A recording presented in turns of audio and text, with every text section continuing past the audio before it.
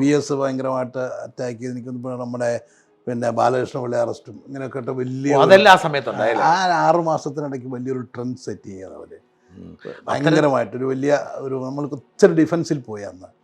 അതുകൊണ്ടാണ് അന്ന് നമ്മൾ അവസാനം 71, 72 വന്ന് നിൽക്കേണ്ടി വന്നത്.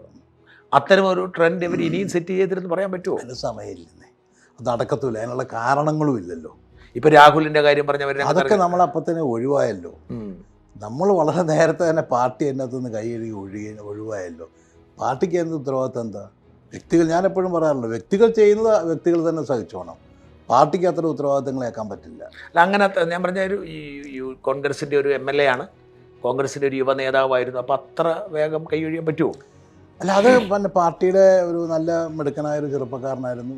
എനിക്കിഷ്ടമൊക്കെ തന്നെയാണ് ഇപ്പോഴും. പക്ഷേ നമ്മൾ ഓരോ ദിവസം പാർട്ടിക്ക് ഡിഫെൻഡ് ചെയ്യാൻ മേലാത്ത രീതിയിലുള്ള ആരോപണങ്ങൾ വന്നാൽ സ്വയം നമ്മൾ തന്നെ അതിനെ ഡിഫെൻഡ് ചെയ്യണം.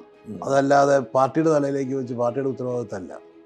അത് സ്വയം അപ്പം തന്നെ മാറി നിന്നുകൊണ്ട് ഞാൻ നിരപരാധിയാണെന്ന് ഞാൻ തെളിയിച്ചു വരും എന്നുള്ളൊരു ധൈര്യവും ബോധ്യമാണ് കാണിക്കേണ്ടത്.